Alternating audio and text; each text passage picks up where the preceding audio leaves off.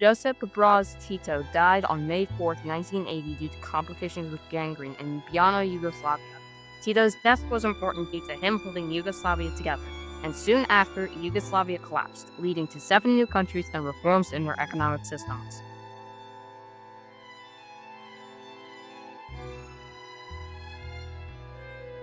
As a reminder, what happened before his death? The year was 1943, Germany was out of Yugoslavia. Hitler controlled the region for the past 3 years, but thanks to their bravery of their people, they were gone. However, the country, when it gained its freedom, based itself on what its saviors wanted. That government was communist.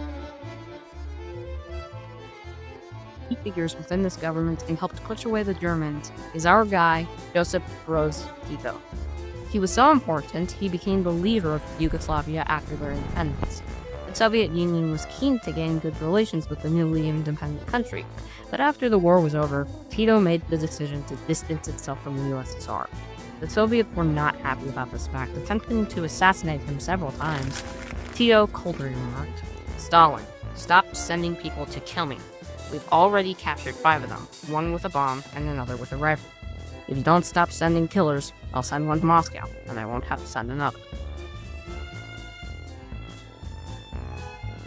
Tito's death was very sad for Yugoslavia, as he fought against the German and Italian fascists, which were trying to take over the country in World War II.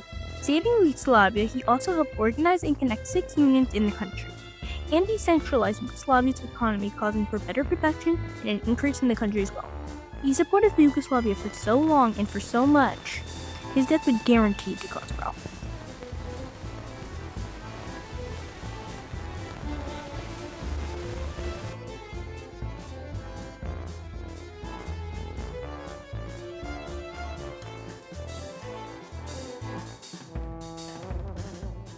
In early January of 1980, Tito was diagnosed with gangrene.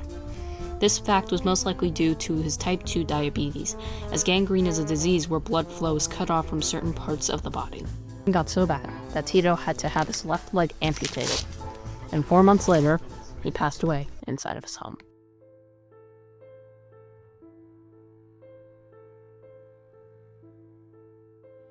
Many leaders consoled the heart-stricken country. News supporters covered his funeral. One called him the last leader from World War II. Jimmy Carter remarked, "I share with the Yugoslav people the sense of loss that they and many others feel throughout the world. I feel the passing of this commanding leader on behalf of the American people, the United States government, and myself. I wish to extend the sincere condolences and the deepest sympathy for the people of Yugoslavia at the tragic moment." Tito's death was a massive blow to the country, as they lost the most important logistical person within their government. And that the question then was, what now?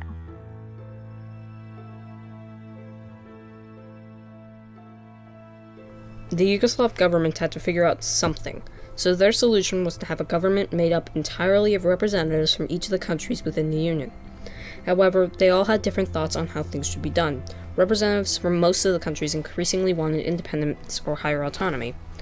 As well, the system for people of Yugoslavia became stranger and less manageable, for the working people of Yugoslavia had to deal with less control and voting systems for workers and managers. Many were confused, as unemployment skyrocketed. These factors culminated in Yugoslavia falling apart.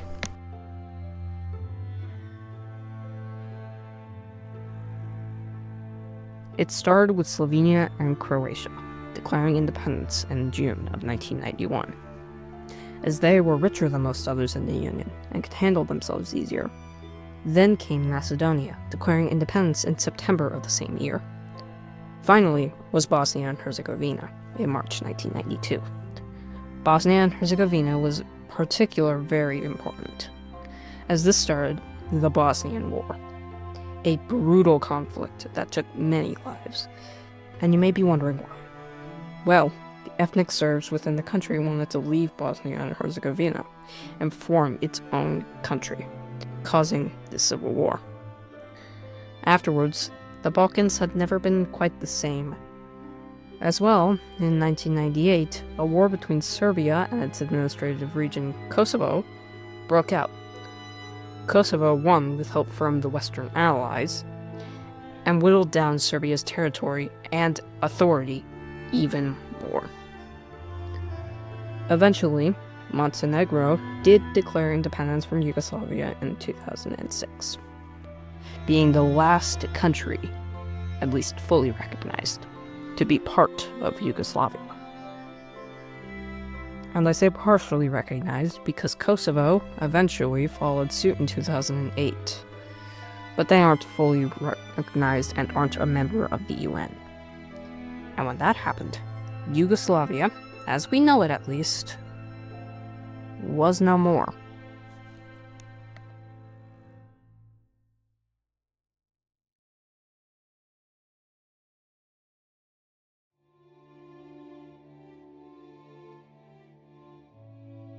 Many in the Balkans would be angrier and angrier. Many conflicts and ideals, many strange circumstances, border disputes, and even micronations.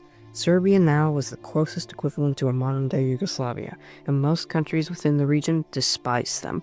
Even countries that aren't in the region may have bad relations with the country. But regardless, none of these countries will ever truly be the same as their roots.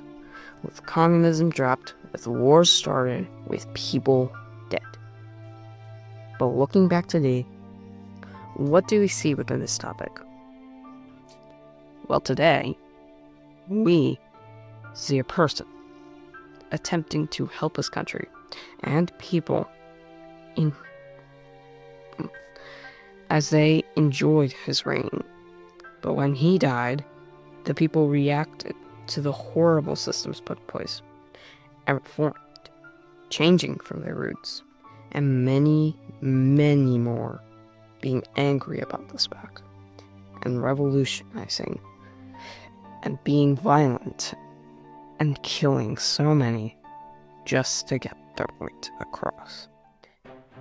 But to be honest, this was not truly about Tito's death, and more about the events that it led to, the people that it hurt or inspired, and how the death of one man could cause so much change within a country. I'm Colton Kirkhoff. And I'm Vincent Jackson. Bye.